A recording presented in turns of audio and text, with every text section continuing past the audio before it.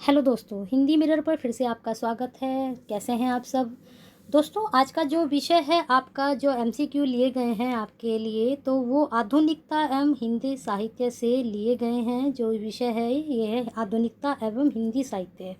आप देख लीजिए इसमें हमने कौन कौन से टॉपिक लिए हैं। इसमें आधुनिकता का स्वरूप, साहित्य का संदर्भ, उसका परिचय एवं आलोचना जो इसमें आंदोलन हुए हैं, हिंदी साहित्य का आधुनिक काल पद्य, इसमें आधुनिक हिंदी कविता भारतेंदु युग, साथ में द्विवेदी युग, और फिर हिंदी कविता का भाषा के संदर्भ में प्रयोग एवं समस्याएं। ये आपके टॉपिक हैं। फिर आगे चलते हैं।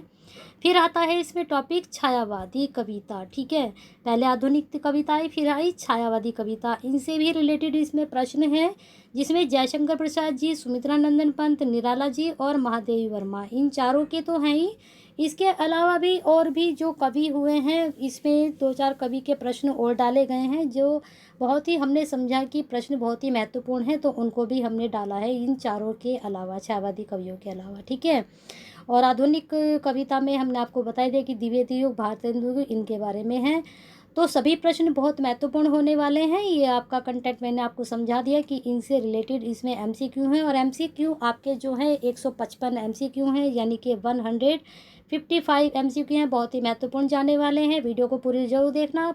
पसंद आए तो लाइक एंड शेयर जरूर करना। जो दोस्त आज जुड़े हैं नए, वो ज़रूर चैनल को सब्सक्राइब कर लें, बेल आइकन को हिट कर दें, जिससे नई वीडियो के नोटिफिकेशन टाइम से मिलते रहें। दोस्तों, अगर आपको और भी वीडियोस देखनी है एमए से लेकर, या फिर पीजीटी, टीजीटी, या फिर यूपी एसएसपी, या फिर आपको यूपी एचईएससी के कोई भी आपको देखनी है, तो उनकी प्लेलिस्ट हमारे जो है चैनल पर मिल जाएगी आपको। आप उस प्लेलिस्ट में जाकर, कई वीडियो डली हुई हैं हर उस प्लेलिस्ट में आपकी, तो आप उनको भी देख सकते हैं। चलिए प्रश्न को लेते हैं। आधुनिकता को अपनी सुरक्षा के लिए अतीत से संबंध रखना चाहिए, यह कथन किस समीक्षक का है? तो यह कथन जो दिया है जीएस फ्रेजर ने दिया है। ये इसका उत्तर है, जीएस फ्रेजर ने यह कथन दिया है। चलिए अगला प्रश्न देखते हैं। इनमें से आधुनिकता का लक्षण क्या नहीं है? तो इसे बताना है इसमें लक्षण कौन सा नहीं है। आधुनिकता का लक्षण जो है, आधुनिकता परस्पर का विरोध है, ये नहीं है। बाकी सब लक्षण है। आधुनिकता का मूलाधार मानवतावाद है, जो इस समय आधुनिक है वह भविष्य में पुरातन हो जाएगा। धर्म, दर्शन, साहित्य सभी के प्रति नवीन दृष्टिकोण की आधारशिला। चलिए अगले प्रश्न पे चलते हैं। आधुनिकता है, आधुनिकता को अपनी सुरक्षा के लिए अतीत से संबंध रखना चाहिए। यह प्रश्न दोबारा आ चुका है, ये भी दोबारा आ चुका है। चलिए अगला प्रश्न देखते हैं। सात्र के दर्शन को क्या नाम दिया गया है? सात्र जो हुए हैं, तो उनका क्या नाम दिया गया है? जो उन्होंने दर्शन दिया है, तो उनका दर्शन का नाम है अस्तित्ववाद। ठीक है, चलिए अगला प्रश्न है। अस्तित्ववादी दर्शन के प्रभाव से हिंदी की नई कविता में समावेश हुआ। हिंदी की जो नई कविता थी उसमें किस चीज़ का समावेश हुआ, किसके कारण? अस्तित्ववाद दर्शन के कारण। तो चौथे का आपका उत्तर हो जाएगा सी, मृत्यु पोत का। चलिए अगला प्रश्न है। आधुनिक काल का प्रारंभ आचार्य रामचंद्र शुक्ल ने कब माना है? तो पांचवे का आपका बी हो जाएगा, 1843। वेरी इंपॉर्टेंट प्रश्न। रामचंद्र शुक्ल से संबंधित हमेशा प्रश्न आते हैं, इनको अच्छे से नोट डाउन करें और याद भी करें। अगला प्रश्न है, आधुनिक काल का जनक किसे कहा गया है? तो इसका आपका उत्तर हो जाएगा भारतेंदु हरिश्चंद्र को आधुनिक काल का जनक कहा गया है। अगला प्रश्न है, ब्रह्म समाज के संस्थापक हैं? तो सातवें का आपका उत्तर हो जाएगा बी, राजा राम मोहन राय जो हैं ब्रह्म समाज के संस्थापक है। दोनों ही प्रश्न वेरी इंपॉर्टेंट है, नोट डाउन जरूर करें। वैसे तो मैंने जितने भी प्रश्न लिए हैं वो सभी आपके सारे ही इम्पोर्टेंट प्रश्न हैं। अंग्रेज राज सुख जा साज सजे सब भारी, पैधन विदेश चली जाती है अति खारी, यह पंक्तियाँ किस कवि की हैं? तो आठवें का आपका उत्तर हो जाएगा भारतेंदु हरिश्चंद्र। और दोस्तों 150 प्रश्न कोई ज़्यादा नहीं होते। आधुनिक हिंदी कविता और साथ में छायावादी कविता के भी प्रश्न हैं, तो 150 प्रश्न मुझे लगता है बहुत सफिशियंट भी हैं, और सारे प्रश्न ही इम्पोर्टेंट है आपके। चलिए अगला प्रश्न है, आर्य समाज की स्थापना कब हुई? तो 9 का आपका उत्तर हो जाएगा 1867 ईस्वी में, 1867 में। आचार्य रामचंद्र शुक्ल ने भारतेंदु काल माना है कब से? तो आपका ये उत्तर हो जाएगा बी, 1868 से लेकर 1893 ईस्वी तक। ठीक है, फिर अगला प्रश्न है, इनमें से कौन सी पत्रिका भारतेंदु जी के द्वारा संपादित नहीं है? यानी कि उनकी संपादित 4-3 हैं लेकिन एक नहीं है, तो वो कौन सी नहीं है? तो भारतेंदु जी इनके द्वारा प्रकाश संपादित नहीं होती थी, और ये कवि वचन सुधा, हरिश्चंद्र मैगजीन, बालबोधनी भारतेंदु जी द्वारा संपादित होती थी। अभी ये भारतेंदु किसके द्वारा होती है, अगर पता है तो बताइए कमेंट बॉक्स में। भारतेंदु के पिता गोपाल चंद्र गिरधर दास ने किस नाटक की रचना की थी, तो बताना है। तो 12वें का आपका उत्तर हो जाएगा बी, नहुस की इन्होंने रचना की थी, पिता गोपाल चंद्र गिरधर दास। चलिए अगले प्रश्न में, भारत मित्र समाचार पत्र कहाँ से प्रकाशित होता था, तो 13 का आपका उत्तर हो जाएगा, 13 का आपका उत्तर हो जाएगा सी, कलकत्ता से भारत मित्र प्रकाशित होता था। चलिए अगला प्रश्न, अभी यहाँ पर एक प्रश्न और बन सकता है क्या कि भारत मित्र समाचार पत्र किसके द्वारा संपादित होता था। यहाँ तो प्रकाशित होता था, लेकिन किसके द्वारा होता था ये भी बनता है। भारतेंदु बाबू हरिश्चंद्र का जीवन काल कब तक है, तो 14 का आपका उत्तर हो जाएगा ए, 1850 से 1885, सिर्फ 35 इनका जीवन काल रहा। इस तरह का प्रश्न ही बनता है कि सबसे कम उम्र का कौन रहा है। इनमें से कौन भारतेंदु मंडल का साहित्यकार नहीं था, तो 15 का आपका उत्तर हो जाएगा ए, रत्नाकर भारतेंदु मंडल के साहित्यकार नहीं थे। तो आप बताएंगे कि कौन थे, कौन से उसमें थे ये। अगला प्रश्न है, भारतेंदु का नाटक नहीं है, तो 16 का आपका उत्तर हो जाएगा बी, रणधीर प्रेम मोहिनी। किसका है रणधीर प्रेम मोहिनी, ये है निवास दास जी का। चलिए, भारत दुर्दशा किसका नाटक है, तो इसमें बताना है आपको। इसका उत्तर हो जाएगा आपका भारतेंदु जी का। ठीक है, एक भारत दुर्दशा प्रताप नारायण मिश्र का भी है, लेकिन वो क्या है, नाटक है क्या है, तो ये आपको बताएंगे। रोहू सब मिली आवो भारत भाई, हा हा भारत दुर्दशा ना देखी जाए, यह पंक्तियाँ किस कवि की हैं, तो इसमें बताना है। तो 18 का आपका हो जाएगा सी, भारतेंदु हरिश्चंद्र की ये पंक्तियाँ हैं। और ये पंक्तियाँ उन्होंने किसके लिए कही हैं, तो इसका भी अगर आप जानते हैं तो बताइए कमेंट बॉक्स में। अगला प्रश्न है, अभियों उर आवती है सजनी, मिली जाऊं गले लगी के छतियाँ, यह पंक्ति किसकी है, तो इसका उत्तर भी हो जाएगा ठाकुर जगमोहन सिंह की ये पंक्तियाँ हैं। वेरी इंपॉर्टेंट पंक्तियाँ हैं, नोट डाउन करें। बची सासू जिठानिन सो, पियते दूरी घूंघट में द्रंग जोरे लगी, इस पंक्ति के रचयिता हैं, बताइए कौन रचयिता हैं, तो इसके रचयिता हैं भारतेंदु हरिश्चंद्र जी। इसको भी नोट डाउन करें। अगला प्रश्न है, इन कवियों के कालक्रम को अवरोही क्रम में व्यवस्थित करना है, अवरोही क्रम में करना है, तो 21 का आपका उत्तर हो जाएगा ए, भारतेंदु प्रेमघन राधा कृष्ण दास नवनीत चतुर्वेदी। बद्री नारायण चौधरी किस पत्रिका के संपादक थे, तो बद्री नारायण चौधरी के बारे में बताना है, किस पत्रिका के संपादक थे, तो 22 का आपका हो जाएगा सी, आनंद कादम्बनी के। ठीक है, वेरी इंपॉर्टेंट आता है ये प्रश्न जरूर। चलिए अगले प्रश्न पे चलते हैं। आधुनिक काल को क्या नाम आचार्य रामचंद्र शुक्ल ने दिया है, तो 23 का आपका उत्तर हो जाएगा सी, गद्य काल। इसको भी नोट डाउन करें। भारतेंदु युग की समय सीमा क्या है, समय सीमा तो दोस्तों आपको सभी की पता होनी चाहिए। द्विवेदी युग, भारतेंदु युग, शुक्ल युग, शुक्लोत्तर युग, छायावादी युग, सब युग की आपको समय सीमा पता होनी चाहिए। प्रेमचंद युग, प्रेमचंदोत्तर युग, सबकी समय सीमा आपको पता होनी चाहिए। अगला प्रश्न है, भारतेंदु की समय सीमा कौन सी है, 24 का आपका ये है, 1857 से 1900 तक का। चलिए अगला प्रश्न, द्विवेदी युगीन काव्यधारा की समय सीमा है, तो 25 का उत्तर हो जाएगा बी, 1900 से 1920 ईस्वी। चलिए अगला प्रश्न देखिए, छायावादी काव्य की समय सीमा क्या है। देखिए अब कितने सारे प्रश्न आपके समय सीमा को ही लेकर आ गए हैं, इनको अच्छे से आप नोट डाउन करना, बहुत अच्छे प्रश्न हैं ये। 26 का आपका सी है, 1920 से 1936। प्रगतिवाद काव्य की समय सीमा है, तो 27 का आपका उत्तर हो जाएगा ये, 1936 से 1943। प्रगतिवादी काव्य की समय सीमा है, प्रयोगवादी काव्य की समय सीमा है, यहाँ प्रगतिवाद है, यहाँ पर प्रयोगवादी है। ठीक है, तो 28 का आपका उत्तर हो जाएगा बी, 1943 से 1953 ईस्वी। नई कविता की समय सीमा क्या है, तो इसका आपका उत्तर हो जाएगा डी, 1953 ईस्वी के उपरांत। चलिए अगले प्रश्न पर, निम्न को काल के आरोही क्रम में व्यवस्थित करना है, आरोही क्रम में लगाना है इनको, तो बताइए क्या होगा इसका आरोही क्रम, तो इसका बी उत्तर होगा, भारतेंदु, द्विवेदी युग, छायावाद और प्रगतिवाद युग। ठीक है, फिर उसके बाद प्रयोगवाद का प्रारंभ किस रचना से माना जाता है, तो आपका इसका उत्तर हो जाएगा ताड़ सप्तक रचना से प्रयोगवाद का प्रारंभ माना गया है। किसने शुरू किया था पता है आपको, चलिए आ गए यहाँ पर। ताड़ सप्तक का संपादन किया था, जो प्रश्न हमें भी पूछ रहे थे वही प्रश्न आ गया है, तो वह प्रश्न का उत्तर है अज्ञे जी के द्वारा ताड़ सप्तक का संपादन किया गया था। और जो पहले प्रश्न था, प्रयोगवाद का प्रारंभ किससे हुआ था, यानी कि ताड़ सप्तक का जो है समय वो प्रयोगवाद का है। ताड़ सप्तक का प्रकाशन कब हुआ, देखिए कितना अच्छा प्रश्न है, तो इसका आपका उत्तर हो जाएगा सी, 53। तार सप्तक का प्रकाशन हुआ था, सॉरी 33 का आपका, मैं कंफ्यूज हो गई इसमें, 1943। ठीक है, मैं सोच रही यहाँ पर ये टिक लगा हुआ है तो ये नहीं, 1943 है, यहाँ पर ये गलत टिक लगा हुआ है। चलिए आगे प्रश्न पे चलते हैं।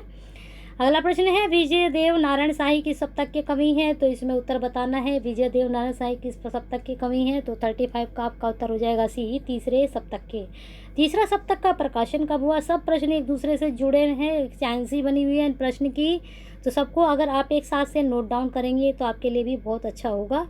तो इसका उत्तर है आपका सी, 1959, यानी कि 1959 में, 1959 में। दूसरा सप्तक का प्रकाशित हुआ आपका, तो ये हुआ 37 का आपका उत्तर है, 1951 में दूसरा सप्तक प्रकाशित हुआ। और पहला कब हुआ? 1943 में। चलिए अगले प्रश्न पे चलते हैं। निम्न सूचियों को सुमेलित करना है। इधर जो है रचना है, उधर रचनाकार है, तो नहीं, यहाँ पर ये रचना नहीं है, ये सप्तक है यहाँ पर। इधर ये सप्तक के कवि लेखक जो भी हैं वो हैं, उनके नाम है। तो यहाँ पर 38 का आपका उत्तर हो जाएगा, 38 का आपका उत्तर हो जाएगा बी, 4 1 2 3। ठीक है, कुंवर नारायण किसके थे? तीसरे सप्तक के। प्रभाकर माचवे जो थे वो तार सप्तक के। नरेश मेहता थे वो दूसरे सप्तक के। और जगदीश गुप्त के नई कविता पत्रिका से संबंधित। हम ऐसा बोल सकते हैं कि ये जो लेखक थे ये किससे संबंधित थे? ये इनसे संबंधित थे। ठीक है, और ये जो तार सप्तक है इसको प्रथम सप्तक भी बोला जाता है। चलिए अगले प्रश्न पे चलते हैं। नई कविता नामक पत्रिका का प्रकाशन कब से प्रारंभ हुआ? तो इसमें बताना है कब से प्रारंभ हुआ। 39 का आपका हो जाएगा बी, 1954 से, 1954 से। प्रतीक के संपादक थे, तो 40 का आपका उत्तर हो जाएगा सी, आज्ञे जी। बहुत वेरी इंपॉर्टेंट उत्तर आपका, यानी वेरी इंपॉर्टेंट प्रश्न, ये भी नोट डाउन कर लीजिए, ये भी आपका इंपॉर्टेंट है। चलिए अगले प्रश्न पर चलते हैं। यहाँ फिर मिलान करना है फिर से। यहाँ पर आई हैं रचनाएं और रचनाकार। ठीक है, तो इसका उत्तर आपका हो जाएगा ए, 3 1 4 2। स्वप्नभंग प्रभाकर माचवे। ठीक है, चक्रव्यूह कुंवर नारायण। वनमुखी किसकी है? वनमुखी है नरेश मेहता जी की। ओ प्रस्तुत अप्रस्तुत मन, ये किसकी है? भारत भूषण अग्रवाल की। बहुत सुंदर रचनाएं हैं, बहुत अच्छा लिखा है लोगों ने, पढ़ना आप भी इसको। चलिए अगला प्रश्न है, सर्वेश्वर दयाल सक्सेना किस सप्तक के कवि हैं? तो आपका इसका उत्तर हो जाएगा सी, तीसरे सप्तक के। ये प्रश्न बहुत अच्छे हैं सप्तक वाले, इनको जरूर नोट डाउन करना। अब आते हैं कामायनी। कामायनी का प्रकाशन हुआ कौन से सन में हुआ बताना है। तो इसका आपका उत्तर हो जाएगा ए, 1935 ईस्वी में। इसमें प्रसाद जी द्वारा रचित, इनमें से प्रसाद जी द्वारा रचित महाकाव्य है। तो 45 का आपका उत्तर हो जाएगा क्या, कौन सा है बताइए? ये कामायनी। कब हुआ प्रकाशन? दोनों एक दूसरे से जुड़ गए, तो आपको एक साथ क्लियर होंगी बातें। अगला है, उर्वशी काव्य का नायक है। चलिए ये प्रश्न है, प्रिया प्रवास साकेत उर्वशी कौन है इनके रचयिता? कौन, किसके महाकाव्य हैं? ठीक है, बताएंगे आप। बहुत इजी प्रश्न है, इनके उत्तर तो आप दे ही सकते हैं। उर्वशी काव्य का नायक है, बताइए उर्वशी काव्य का नायक कौन है? वो है पुरुरवा, पुरुरवा। उर्वशी कितने सर्ग हैं? उर्वशी बताने कितने सर्ग हैं? तो इसका आपका उत्तर हो जाएगा सी, 5 सर्ग हैं। कामायनी महाकाव्य में सर्गों की कितनी संख्या है? सभी को पता है ये उत्तर, तो 15। काफ़ी नामी गिरामी प्रश्न है ये। इनमें से पंत की छायावादी कृति है कौन सी है? तो 49 का आपका हो जाएगा पल्लव, छायावादी कृति है पंत जी की। आपको पता है पंत जी का जो रचनाएं हैं वो 4 भागों में विभक्त है, 4 अलग अलग युग में या नव कहते हैं कि पार्ट में डिवाइड है। तो पंत का देखिए एक इसमें से आ गई है नव मानवतावादी, उसमें छायावादी भी हैं, नव मानवतावादी भी हैं, दर्शन से संबंधित है। वो दर्शन किसका है ये आप मुझे बताएंगे कमेंट बॉक्स में। जो दर्शन से संबंधित है इनकी, ये किस दर्शन से प्रभावित थे पंत जी? तो इसमें हमें बताना है पंत का नव मानवतावादी संग्रह है। तो 50 का आपका उत्तर हो जाएगा डी, लोकायतन। वेरी इंपॉर्टेंट है। लोकायतन के लिए इन्हें कौन सा पुरस्कार मिला था बताएंगे कमेंट बॉक्स में। दिनकर को किस कृति पर ज्ञानपीठ पुरस्कार मिला था? तो इसमें बताना है। तो इसमें डी आपका उत्तर है, उर्वशी के लिए उन्हें ज्ञानपीठ पुरस्कार मिला था। चलिए अगला प्रश्न, दिनकर के उस काव्य ग्रंथ का नाम बताइए जिसमें युद्ध और शांति की समस्या का चित्रण है। बहुत अच्छा प्रश्न है। तो वो था कुरुक्षेत्र में इन्होंने युद्ध और शांति की समस्या का चित्रण किया है।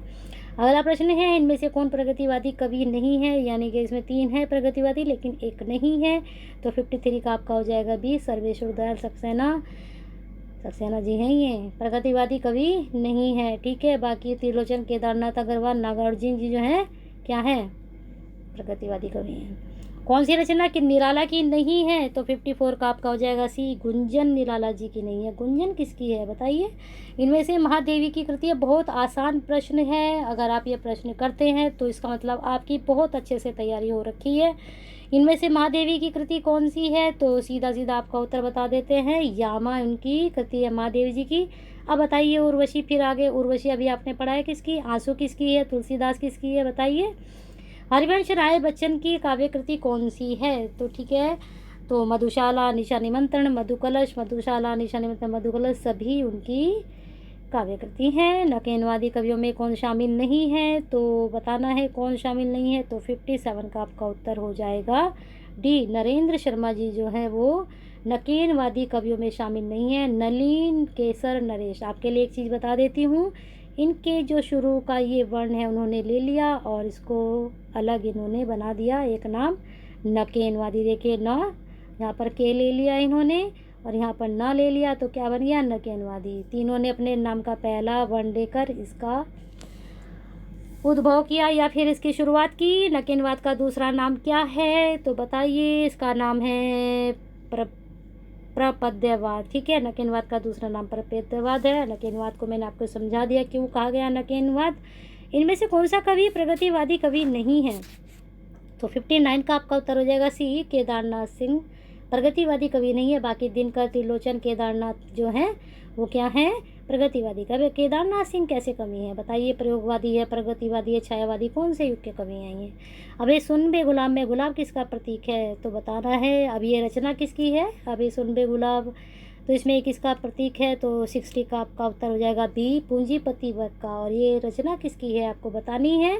मार्क्सवाद के साहित्यिक संस्करण को कहा जाता है, तो आपका ये उत्तर हो जाएगा प्रगतिवाद। जो मार्क्सवाद से साहित्यिक संस्करण है उसको प्रगतिवाद भी कहते हैं।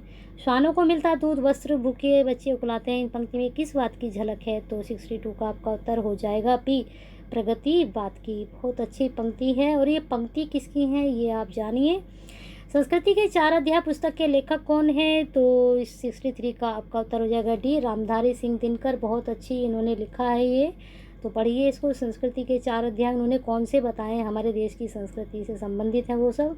हरी घास पर क्षण भर नामक काव्य कृति किस बात से संबंधित है, बहुत अच्छी ये रचना है, काव्य कृति है, लेकिन ये किस बात से संबंधित है, इसमें हमें रचनाकार का नाम नहीं बताना, किसकी है इसके बारे में बताना है, ये भी नहीं बताना है कौन से वाद से संबंधित है। 64 का आपका उत्तर हो जाएगा सी, प्रयोगवाद से। प्रयोगवाद को भी मैंने आपको समझाया था, किसने शुरू किया, कैसे शुरू किया। ठीक है, जहाँ तार सप्तक का भी नाम आया था वहाँ उनका नाम है। हिंदी काव्य मुक्त छंद के प्रवर्तन का श्रेय किसको है, मुक्त छंद। ठीक है, तो ये तो बिल्कुल आपको आसानी से आता होगा, निराला जी का ने मुक्त छंद का प्रवर्तन किया था।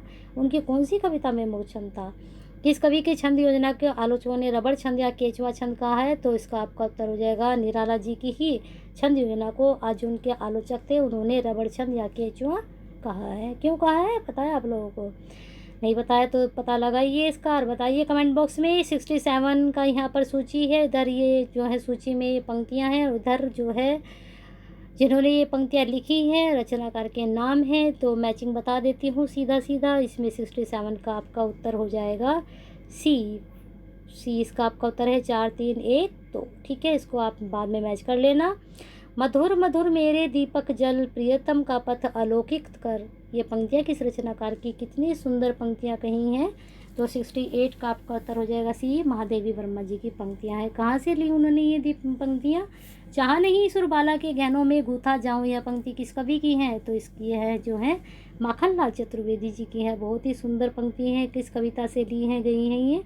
इनमें से आधुनिक मीरा किसे कहा गया, ये प्रश्न तो बहुत ही आपका प्रसिद्ध प्रश्न है, तो ये तो सबको पता ही होगा कि जो महादेवी वर्मा जी हैं वो आधुनिक मीरा कही जाती हैं। पंत की किस रचना को छायावाद का मैनोफेस्टो कहा गया, बहुत ही इंपॉर्टेंट प्रश्न है, इस पर नहीं मत जाना, मेरा भी अभी ऊपर गलत हो गया था इसके चक्कर में, तो आप जो है इस पर ये कट लगा हुआ है इस मत जाना है, राइट पे जाना। ठीक है, तो पंजे की रचना को छायावाद का मैनिफेस्टो कहा गया है, किसको कहा गया, तो आपका इसका उत्तर हो जाएगा बी, पल्लव को। ठीक है, ये छायावादी आपको मैंने बताया कि नव मानवतावादी रचनाएं छायावादी दर्शन से प्रभावित रचनाएं हैं। कौन से दर्शन से, ये मैं आपसे ऊपर डिस्कस कर चुकी हूँ।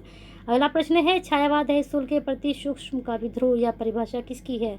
छायावाद की कविताएं दी हैं अलग अलग साहित्यकारों ने, तो वो कैसे दी हैं तो अभी यहाँ पर हम जान लेंगे। तो 72 का आपका हो जाएगा डी, डॉक्टर नगेंद्र जी की ये परिभाषा है। ठीक है, अगला प्रश्न है छायावाद। अब सारी आपकी ये परिभाषा ही चलेंगी, इनको जरूर नोट डाउन करिए। ये प्रश्न जरूर किसी ना किसी की परिभाषा जरूर आती है छायावाद से संबंधित। छायावाद का प्रयोग दो अर्थों में समझना चाहिए, एक तो रहस्यवाद के अर्थ में, दूसरा प्रयोग वाक्य शैली या पद्धति विशेष के व्यापक अर्थ में। कथन किस समक्ष का है? तो 73 का आपका उत्तर हो जाएगा बी, रामचंद्र शुक्ल जी का। इनमें से निराला की कविता कौन सी नहीं है तो बताना है। तो 74 का आपका उत्तर हो जाएगा, कौन सा होगा पता है आपको? 74 का उत्तर हो जाएगा डी, नौका विहार। किसकी है नौका विहार? नौका विहार पंत जी की है। निराला की अधिकांश कविताओं की पृष्ठभूमि राष्ट्रीयता का रंग विद्यमान मिलेगा, या कथन किसका है? 75 का। क्या? हाँ तो दोस्तों, ये प्रश्न आपका, निराला की अधिकांश कविताओं की पृष्ठभूमि में राष्ट्रीय का रंग विद्यमान मिलेगा, यह कथन है, बताइए दोस्तों। तो यह कथन आपका है 75 में सी, भगीरथ मिश्र जी का। ठीक है, चलिए अगले प्रश्न पे चलते हैं। कामायनी में कौन सा पात्र नहीं है? तो इसमें बताना है कौन सा पात्र नहीं है। तो 76 का आपका उत्तर हो जाएगा पुरुरवा। तो ईड़ा, श्रद्धा, मनु ये कामायनी के पात्र हैं, परंतु पुरुरवा नहीं है। अभी उर्वशी के बारे में आपका जिक्र आया था, जो दिनकर जी की रचना थी। तो पुरुरवा का भी प्रश्न आया था ऊपर, तो आपको अगर याद नहीं तो मैं बता देती हूँ, पुरुरवा उर्वशी का पात्र है। चलिए अगला प्रश्न, कामायनी में बुद्धि का प्रतीक पात्र है, बुद्धि की जो प्रतीक है वो कौन है? तो 77 का आपका उत्तर हो जाएगा पी, ईड़ा जो है बुद्धि की प्रतीक है। चलिए अगले प्रश्न पे चलते हैं। कामायनी में किस दर्शन की परिभाषिक शब्दावली का प्रयुक्त है? तो बताना है कौन से दर्शन की शब्दावली है, पारिभाषिक शब्दावली प्रयुक्त हुई है। तो 78 का आपका हो जाएगा सी, प्रत्यभिज्ञा दर्शन। ठीक है, पंत जी की कौन सी रचना अरविंद दर्शन से प्रभावित? अरे ये तो वही प्रश्न आगे जो मैंने अभी आपसे कहा था कि आप इसको कमेंट बॉक्स में बताएंगे। तो पंत जी की जो रचना है वो अरविंद दर्शन से प्रभावित है। ठीक है, तो कौन सी रचना है? 79 का आपका उत्तर हो जाएगा बी, स्वर्ण किरण। तो इनकी दो रचनाएं हैं इससे अरविंद दर्शन से प्रभावित, एक हमने आपको बता दी, एक आप बताइए कौन सी है कमेंट बॉक्स में। चीनी आक्रमण 1962 के समय दिनकर जी ने कौन सी कृति लिखी थी? तो आपका इसका उत्तर हो जाएगा सी, परशुराम की प्रतीक्षा। चलिए अगले प्रश्न पे चलते हैं। इनमें से कौन सी कविता पंत जी की नहीं है? तो आपकी जानकारी के लिए बता दें, तोड़ती पत्थर उनकी नहीं है, बाकी मौन निमंत्रण, नौका विहार, हिमाद्री उनकी है। ये नौका विहार का भी ऊपर मैंने आपको समझाया था कि ये उनकी क्या नाम है, उनकी रचना है। अब तोड़ती पत्थर किसकी है? ये तोड़ती पत्थर जो है निराला जी की है, बहुत अच्छी रचना है इनकी ये। पंत की प्रगतिवादी कविता इनमें से कौन सी है? प्रगतिवादी बतानी है, मैंने आपको ऊपर बताया था कि नव मानवतावादी है, छायावादी है, अरविंद दर्शन से प्रभावित है। एक आपको ये मिल गया ऑप्शन, प्रगतिवादी कविता। तो ये 4 भागों में विभक्त है इनकी रचनाएं। ठीक है, 82 का आपका उत्तर क्या है? इसका उत्तर हो जाएगा ताज। ये प्रगतिवाद से या प्रगतिवादी कविता है, प्रगतिवाद से प्रभावित है। ठीक है, प्रकृति का सुकुमार कवि किसे कहा जाता है? तो प्रकृति का सुकुमार जी पंत जी को ही कहा जाता है। हालावादी कवि किसके रूप में प्रसिद्ध हैं? हालावादी कवि किस रूप में या के रूप में प्रसिद्ध है? तो 84 का आपका हो जाएगा सी, बच्चन जी। ठीक है, इनको हालावादी कवि कहा जाता है। अभी तो मुकुट बंधा था बात हुए कल ही हल्दी के हाथ, ये पंक्तियाँ किस कवि की हैं? तो 85 का आपका उत्तर हो जाएगा ए, पंत जी की। किसके लिए कहा है उन्होंने, ये बताएंगे आप कमेंट बॉक्स में। छायावादी भर्तृ में शामिल नहीं है, कौन नहीं है? तो 86 का आपका उत्तर हो जाएगा डी, महादेवी वर्मा जी नहीं है, पंत निराला ये भर्तृ में शामिल हैं। कौन सा कवि नई कविता का है? तो 87 का आपका उत्तर हो जाएगा ए, केदारनाथ सिंह नई कविता में है। चलिए अगला प्रश्न है, धूमिल का वास्तविक नाम क्या है? तो धूमिल का वास्तविक नाम बताना है इसमें, तो उनका नाम है 88 का आपका उत्तर हो जाएगा सी, सुदामा पांडे, धूमिल का वास्तविक नाम। अब वैद्यनाथ मिश्र वासुदेव सिंह, इनका क्या नाम है? वैद्यनाथ मिश्र जी का नाम है, ठीक है, 88 का आपका स्नेही। ठीक है, और वासुदेव सिंह का है त्रिलोचन। नोट डाउन कर लीजिए इसको। वासुदेव सिंह किस कवि का वास्तविक नाम है? लीजिए यहाँ पर आपने पढ़ भी लिया, ये मैंने भी आपको बताया भी था, त्रिलोचन। ठीक है, चलिए अगले प्रश्न पे चलते हैं। पंत जी का जीवन काल है क्या है? 90 का आपका उत्तर है 1900 से 1977। बहुत अच्छा प्रश्न है, नोट डाउन करिए। इन कवियों को काल के आरोही क्रम में व्यवस्थित करना है, तो सबसे पहले कौन से हैं? तो 91 का आपका उत्तर हो जाएगा प्रसाद निराला पंत और महादेवी जी। चलिए अगला प्रश्न है, इच्छा ज्ञान क्रिया की समरसता से क्या प्राप्त होता है? बताइए। जब आप इच्छा ज्ञान और क्रिया की जब समरसता करते हैं तो आपको क्या मिलता है, क्या चीज़ प्राप्त होती है? तो आनंद प्राप्त होता है। जब आप किसी चीज़ की इच्छा करते हो फिर उसके लिए क्रिया भी करते हो, ठीक है, ज्ञान के द्वारा। अगला प्रश्न है, हिंदी खड़ी बोली का प्रथम महाकाव्य है। सभी को पता है कि हिंदी खड़ी बोली का प्रथम महाकाव्य कौन सा है? प्रिय प्रवास और किसका रचा हुआ है, लिखेंगे आप। इनमें से जो है छायावादी महाकाव्य है, बताना है। तो 94 का आपका उत्तर हो जाएगा कामायनी। कामायनी किस भाषा में, बताएंगे। अरुणीय मधुमेह देश हमारा है गिर प्रसाद जी की किस रचना का है? तो बताना है। तो 95 का आपका उत्तर हो जाएगा सी, चंद्रगुप्त से है। छोड़ो ध्रुवों की मृदु छाया, तोड़ प्रकृति से भी माया, बाले तेरे बाल जाल में मैं कैसे उलझा दूं लोचन। ये पंक्तियाँ किस कवि की हैं? तो 96 का आपका उत्तर हो जाएगा बी, पंत जी की हैं। बहुत अच्छी पंक्तियाँ हैं, नोट डाउन जरूर कर लीजिए। अबला जीवन हाय तुम्हारी यह कहानी है पंक्ति मैथिली शरण गुप्त की किस रचना से हैं? तो उन्होंने यह जो पंक्ति कही है उन्होंने यशोधरा में कही है, यशोधरा जी के लिए, ठीक है। उर्मिला का विरह वर्णन साकेत के किस सर्ग में वर्णित है? तो इसका आपका उत्तर हो जाएगा सी, नवम संग में जो है उर्मिला का विरह वर्णन है। बाकी सब इसमें रामचंद्र जी पर आधारित है। साकेत नगरी का तात्पर्य क्या लिया गया है? इसका तात्पर्य लिया गया है अयोध्या से, ठीक है। अरि ओ करुणा में प्रभा में किसकी रचना है? तो इसका आपका उत्तर हो जाएगा अज्ञ जी की। बहुत अच्छी रचना है, इसको पढ़िए आप। कौन सा कथन असत्य है?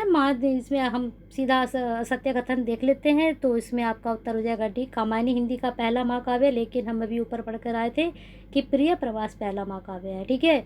कामायनी में ईड़ा किसका प्रतीक है? ये हम पढ़ चुके हैं, लेकिन इसका उत्तर आपको पता चल चुका है। तो उत्तर है बुद्धि का।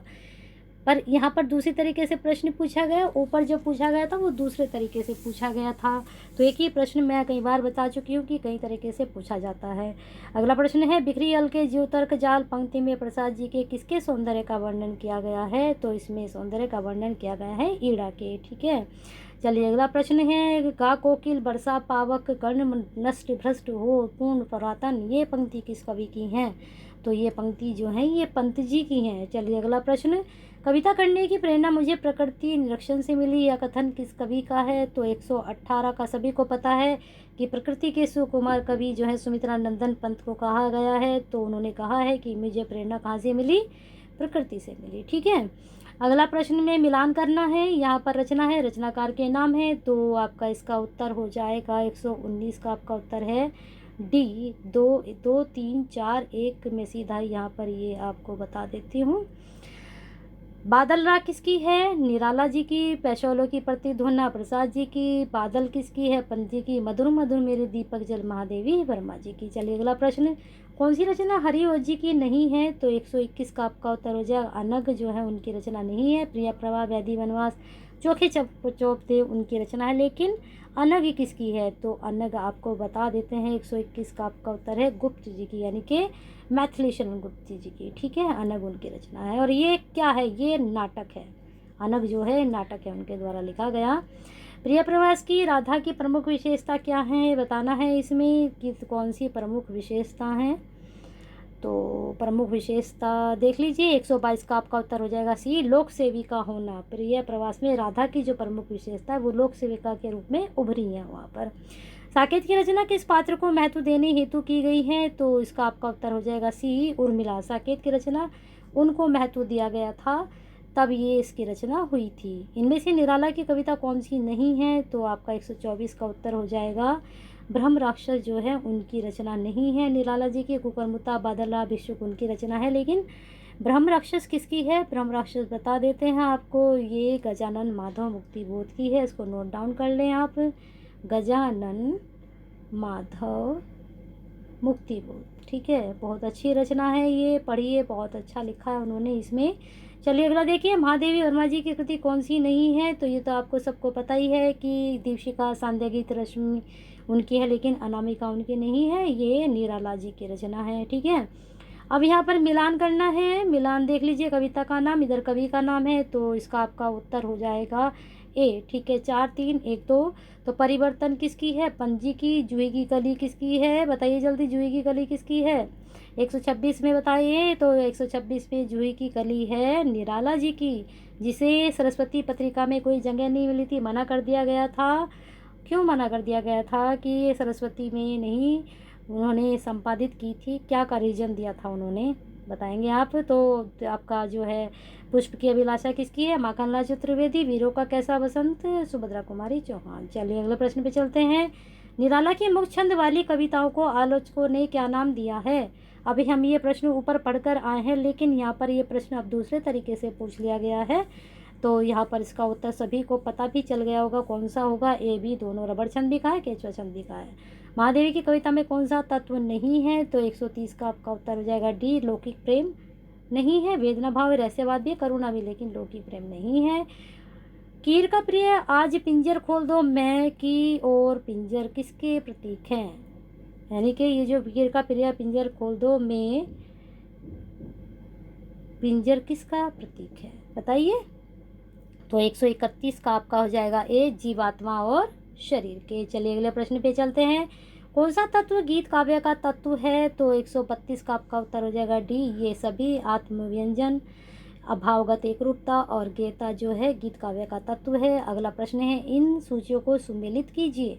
तो 133 का, इधर काव्य धाराएं हैं, इधर समय सीमा है। ये प्रश्न हमने नहीं लिया है, थोड़ा इसको हमने काट ही दिया है। ठीक है, क्या सुमेलित कर रहे, सूचियों को सुमेलित करना है। चलिए अगले प्रश्न पे चलते हैं। यहाँ पे सुमेलित करना है, इन पंक्तियों को सुमेलित करना है। कीर का प्रिय अंजर पिंजर खोल दो, तो यहाँ पर ये काव्य पंक्ति है, इधर रचयिता है। तो कीर का प्रिय आज पिंजर खोल दो, ये तो हम अभी पढ़कर आ रहे हैं पंक्ति, आपको पता भी है कि हमने अभी इसका उत्तर भी दिया था। तो 135 का आपका उत्तर हो जाएगा बी, 3 1 4 2। तो किर का प्रिय आज पिंजर खोल दो, ये किसकी है? ये महादेव जी की है। अभी तो मुकुट बंधा था मात, ये पंत जी की है। दया माया ममता लो आज, ये प्रसाद जी की है। बोला में धन्य श्रेष्ठ मानव, निराला जी की है। अगला प्रश्न देख लीजिए। आधुनिकता का मूल आधार मानवतावादी दृष्टि है, यह विचार किसका है? तो इसका उत्तर आपका हो जाएगा डॉक्टर जगदीश चंद्र गुप्त जी का है। अगला प्रश्न है, अस्तित्ववाद का प्रभाव दिखाई पड़ता है, कहाँ दिखाई पड़ता है अस्तित्ववाद का? तो इसका उत्तर हो जाएगा आधुनिक पश्चिमी साहित्य पर।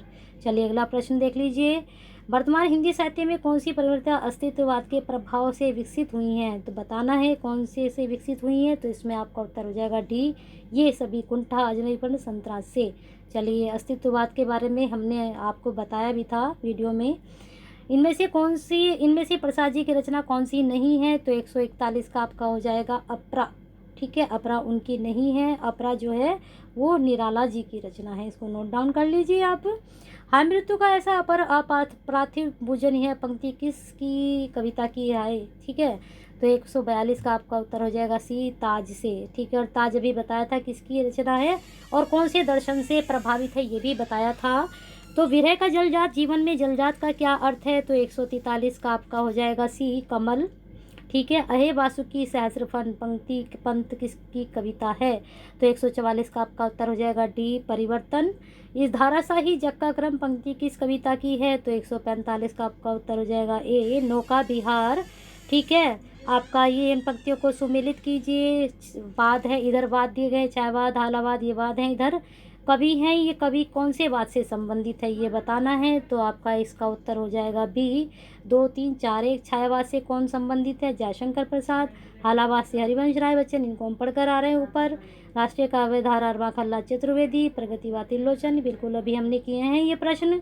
मधुशाला का संबंध है, ये भी आपको हमने बताया था कि हालावाद से, और हालावाद से कौन संबंधित है? बच्चन जी। पुष्प की अभिलाषा कविता की मूल संवेदना क्या है? तो इसका आपका उत्तर हो जाएगा ए, देश के लिए त्याग और बलिदान की प्रेरणा। पुष्प को उन्होंने जो है, पुष्प के द्वारा उन्होंने बताया है कि जो पुष्प की अभिलाषा इस तरह की है। इनमें से राष्ट्रीय काव्य धारा से संबंधित कवि है कौन है? तो इसमें आपका उत्तर हो जाएगा डी, ये सभी। एक भारतीय आत्मा, रामनरेश त्रिपाठी, नवीन जी। अब एक भारतीय आत्मा कौन है? ये प्रश्न का उत्तर देखिए, माखनलाल चतुर्वेदी जी एक भारतीय आत्मा है। ठीक है, नवीन जी कौन है?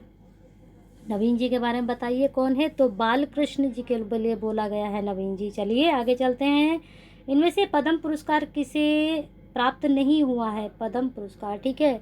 तो 151 का आपका उत्तर हो जाएगा सी, प्रसाद जी को नहीं हुआ है, बाकी पंत, दिनकर, महादेवी वर्मा जी को पद्म पुरस्कार मिला हुआ है। दिनकर को इनमें से किस रचना पर ज्ञानपीठ पुरस्कार प्राप्त हुआ है? तो सभी को पता है कि उर्वशी के लिए उन्हें ज्ञानपीठ पुरस्कार प्राप्त हुआ। कौन से सन में प्राप्त हुआ, अगर पता है तो बताइए। इनमें से ज्ञानपीठ पुरस्कार किसे प्राप्त हुआ है? तो 153 का आपका उत्तर हो जाएगा डी। इन तीनों को ही ज्ञानपीठ मिला है, दिनकर जी को, पंत को भी, महादेवी जी को भी। दिनकर जी की रचना हमने आपको बता दी है, पंत जी को चिदम्बरा है और महादेवी जी की जो है यामा है। नोट डाउन कर लीजिए आप, मैंने बता दिया आपको। आधुनिकता का अनिवार्य संबंध होता है, किससे होता है अनिवार्य संबंध? 154 का आपका उत्तर हो जाएगा ए, अतीत से संबंध होता है, ठीक है। अगला प्रश्न है, खड़ी बोली हिंदी का प्रथम महाकाव्य है, कौन सा है? ये प्रश्न हम अभी कर चुके हैं। प्रिय प्रवास साकेत किस कवि की रचना है? ये भी अभी आपको बता चुके हैं। मैथिली शरणगुप्त, उसमें उर्मिला के बारे में है। उद्धव शतक के रचयिता कवि हैं, कौन हैं? तो 161 का आपका उत्तर हो जाएगा डी। बी और सी दोनों, यानी कि जगन्नाथ दास रत्नाकर, रमाशंकर शुक्ल प्रसाद उद्धव शतक के रचयिता हैं। छायावाद का प्रवर्तक आचार्य रामचंद्र शुक्ल ने किस कवि को माना है? तो बताना है। तो 162 का आपका हो जाएगा सी, मुकुटधर पांडे को। चलिए अगला प्रश्न है, कौन सी रचना जगन्नाथ दास रत्नाकर की नहीं है, बतानी है। तो 163 का आपका उत्तर हो जाएगा डी, हृदय तरंग। किसकी है हृदय तरंग? अगर आपको पता है तो बताइए कमेंट बॉक्स में। आधुनिक काल का जनक किसे कहा जाता है? ये तो सभी को पता है कि आधुनिक काल का जनक भारतेंदु जी को कहा जाता है। अगला प्रश्न है, नासिकेतोपाख्यान के रचयिता हैं, तो बहुत ही मतलब कहना चाहिए उम्दा प्रश्न है। 165 का आपका है सी, सदल मिश्र। भाषा योग वशिष्ठ, ये प्रश्न तो आप सारे ही कर लेना, ठीक है। चलिए देखते हैं, भाषा योग वशिष्ठ किसकी है? तो आपका इसका उत्तर हो जाएगा बी, रामप्रसाद निरंजनी की। राजा भोज का सपना किसका है? ये है श्री प्रसाद सितारे हिंद का। तीनों प्रश्न बहुत इंपॉर्टेंट हैं। शिशुताई अजो न गई, तंते तऊ जीवन जोवी बटोरे लगी, यह पंक्ति किस कवि की है? 168 का आपका उत्तर हो जाएगा बी, भारतेंदु जी की हैं। रोहो सब मिले आवो भारत भाई, पंक्ति के रचनाकार हैं, इसका आपका उत्तर हो जाएगा ए, भारतेंदु जी। वेरी इंपॉर्टेंट पंक्ति है, नोट डाउन जरूर करें। कौन करे जो नहीं कसकत सुनी विपत्ति बाल विध्वन की, बहुत अच्छी पंक्ति है, जरूर नोट डाउन करें किसकी है, लेकिन यह है प्रताप नारायण मिश्र जी की। चलिए अगले प्रश्न पे चलते हैं। यहाँ पर फिर से मिलान वाला प्रश्न आ चुका है। इधर रचना है, इधर रचनाकार का नाम है, तो इसको हम थोड़ा जो कर लेते हैं शॉर्ट। तो इसको देखिए, इसका आपका उत्तर हो जाएगा बी, 3 4 2 1, ठीक है। भक्ति सर्वस्वी किसकी है? भारतेंदु जी की। कंस वध किसकी? अंबिका दास व्यास की। अलौकिक लीला किसकी है? बद्री नारायण चौधरी प्रेमघन की। श्याम सरोजनी जगमोहन सिंह। वेरी इंपॉर्टेंट प्रश्न। भारतेंदु जी का जीवन काल, तो ये प्रश्न तो हम आपको ऊपर अभी करा कर ही आए हैं, तो इसका आपका उत्तर हो जाएगा बी, 1850 से 1885। मैंने आपको बताया भी था, बहुत कम उम्र रही है इनकी। मयंक महिमा इनमें से किसकी कृति है? तो इसमें बताना है किसकी कृति है। तो 183 का आपका उत्तर हो जाएगा बी, बद्री नारायण चौधरी प्रेमघन की। ये जरूर आता है प्रश्न। इनमें से भारतेंदु मंडल का कवि नहीं है, कौन कवि नहीं है भारतेंदु मंडल का, बताइए। तो आपका जो उत्तर है बी, 84 का आपका हो जाएगा नवनीत चतुर्वेदी। ये जो हैं भारतेंदु मंडल के कवि नहीं हैं, ये हैं प्रगतिवादी, ठीक है, ये प्रगतिवादी कवि हैं, इसको नोट डाउन कर लें आप, ठीक है। चलिए अगला प्रश्न है, जो विषय संतन तजी ताई मूड लपटा जोडर डारत वमन करी स्वान स्वाद सो खात, यह दोहा किसके द्वारा रचित है? तो यह दोहा भी भारतेंदु जी के या राधा कृष्ण दास, बताइए किसके द्वारा रचित है? तो 185 का हो जाएगा राधा कृष्ण दास के द्वारा। कहाँ से लिया गया, कौन सी उससे रचना से है? चलिए, करनी तनुजा तट तमाल तरुवर बहु छाए किसकी है? तो ये तो आपको सीधा पता है कि भारतेंदु जी की है, और ये किसके लिए कही गई हैं, ये भी आप बताइए। इनमें से कौन सा कवि पुष्टि मार्गीय था और वल्लभ संप्रदाय में दीक्षित था? तो पुष्टि मार्गीय वल्लभाचार्य वल्लभ संप्रदाय में कौन था? तो ये भी भारतेंदु जी ही थे। चलिए अगला प्रश्न है, यहाँ पर फिर कृति आ गई, कृतिकार का नाम आ चुका है, तो बताना है। ये तो हम ऊपर करके आए, उर्वशी दिनकर चिदम्बरा किसकी है? पंत यामा, महादेवी अनामिका, निराला जी, ठीक है, बहुत आसान था। चलिए लास्ट वाला प्रश्न जो आपका बहुत आसान था, इस प्रकार से आपके ये टोटल प्रश्न हो गए हैं 155 प्रश्न। पसंद आए हैं तो करिए ज़्यादा से ज़्यादा लाइक एंड शेयर, और आपका लाइक एंड शेयर ही जो है आप ये कंटेंट जो है, ये जो 155 प्रश्न हैं बहुत लोगों तक पहुंच सकते हैं।